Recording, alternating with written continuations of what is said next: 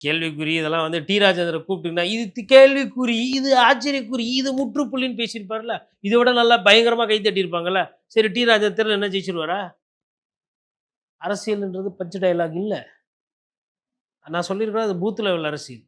அதில வந்து ஒரு சில இடத்துல ஒரு சில இடத்துல சாதிய கணக்கெடுப்பு கரெக்ட்டா வேலை செய்யும். ஒரு சில இடத்துல வேட்பாளரோட வசீகரம் வேலை செய்யும். ஒரு சில இடத்துல சின்னம் வேலை செய்யும். ஒரு சில இடத்துல கூட்டணி வேலை செய்யும். ஒரு சில இடத்துல பிரச்சாரம் எடுபடும். ஒரு சில இடத்துல காசு குடுத்து ஏமாத்தி ஜெயிப்பாங்க.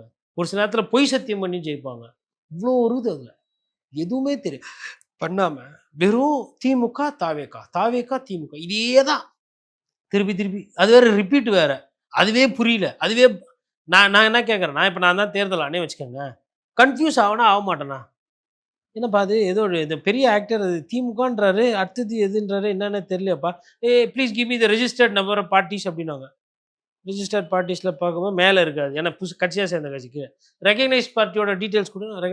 ரெகக்னைஸ்ட் பார்ட்டில இல்லவே இல்ல. ரிஜிஸ்டர்ட் பார்ட்டில எதுன்னே தெரியல. ஏன்னா டிவினா ஆல்ரெடி வேல்முருகன் கட்சி.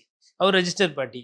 இல்ல இந்த மூஞ்சி வேற, அந்த மூஞ்சி வேற. இந்த மூஞ்சி பயங்கரமா இப்படி இப்படி கை காட்டலாம் பாடுது. இந்த மூஞ்சி பார்த்தா போராட்டம் பண்றாரு. இந்த டோல் பிளாசாலலாம் இவரு கன்ஃப்யூஸ் ஆவாங்களா? இல்ல வெளில இருந்து வரவங்க? ஒரு ஒரு ஒரு தேர்தல் ஆணையத்திலருந்து வெளியில இருந்து வரவங்க, தேர்தல் நேரத்தில. அவங்கள பொறுத்தவரை நீங்க கிரீன் ஹார்ன்.